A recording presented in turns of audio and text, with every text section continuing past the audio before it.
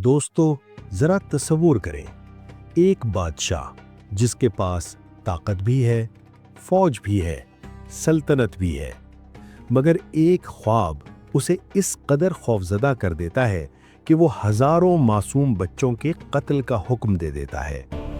बनी इसराइल में पैदा होने वाला हर ना कत्ल कर दिया जाए, लड़कियों को दिया जाए।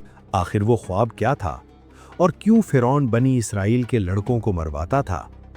आज हम आपको सुनाएंगे एक ऐसा वाकया जिसमें अल्लाह की तदबीर फिरौन की तमाम साजिशों पर गालिब आ गई। फिरौन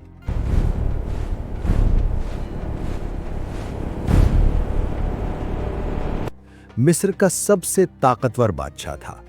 वो खुद को खुदा कहलवाता था। उसे अपनी फौज, अपने महलात और अपनी ताकत पर बेहद नाज था। बनी इसराइल उसके गुलाम थे।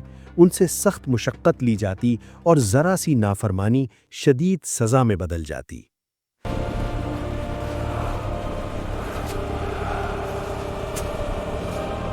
लेकिन याद रखो दोस्तों, फिरौन का असल खौफ लोगों से नहीं था, अल्लाह के फैसले से था। एक रात फिरौन ने एक अजीब और खौफनाक ख्वाब देखा। उसने देखा कि बनी इसराइल की बस्ती की तरफ से एक आग निकलती है। वो आग मिस्र के अजीम महलात को जला देती है, लेकिन बनी इसराइल के घरों को कोई नुकसान नहीं पहुंचता। ये ख्वाब देखकर फिरौन के होश उड़ गए। उसने फौरन नुजूमियों, काहिनों और दरबारियों को बुलाया और ख्वाब की ताबीर पूछी। नुजूमियों ने कहा, बनी इसराइल में एक लड़का पैदा होगा जो तेरी सल्तनत के जवाल का सबब बनेगा। ये सुनकर फिरौन लरज उठा। फिरौन ने फौरन एक जालिमाना फरमान जारी किया, बनी इसराइल में पैदा होने वाला हर ना कत्ल कर दिया जाए, लड़कियों को दिया जाए। सिपाही घरों की निगरानी करने लगे। दाइयां मामूर कर दी गईं। मासूम बच्चे पैदा होते ही कत्ल किए जाने लगे।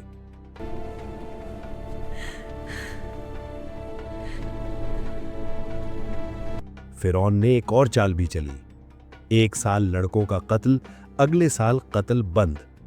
क्यों?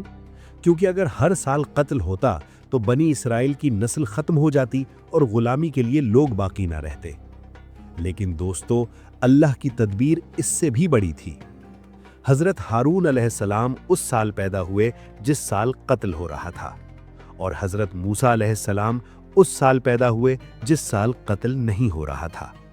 यूं अल्लाह ने फिरौन की तमाम मंसूबाबंदी खाक में मिला दी। जब हजरत मूसा अलैहिस्सलाम पैदा हुए तो उनकी वालिदा खौफ से लरज गईं। इसी लम्हे अल्लाह ने उनके दिल में बात डाली कि इस बच्चे को दूध पिलाती रहो, जब खतरा महसूस हो तो इसे संदूक में रखकर दरिया में डाल देना। हम इसे तुम्हारी तरफ वापस लौटा देंगे और इसे रसूल बनाएंगे। ये मां के लिए सबसे बड़ा इम्तिहान था। उन्होंने एक संदूक तैयार किया, बच्चे को उसमें रखा और अल्लाह पर मुकम्मल भरोसा करके दरिया में छोड़ दिया। जो दरिया मौत लग रहा था, अल्लाह ने उसे हिफाजत का जरिया बना दिया। वही संदूक बहता हुआ फिरौन के महल तक पहुंचा। और हैरत की बात यह कि फिरौन के घर में उसी बच्चे की परवरिश हुई जिससे फिरौन सबसे ज्यादा डरता था। जिस बच्चे को फिरौन खत्म करना चाहता था, अल्लाह ने उसी बच्चे को फिरौन के महल में महफूज कर दिया। जब अल्लाह किसी की हिफाजत का फैसला कर ले तो दुश्मन का घर भी पनाहगाह बन जाता है और दरिया भी हिफाजत का जरिया बन जाता है।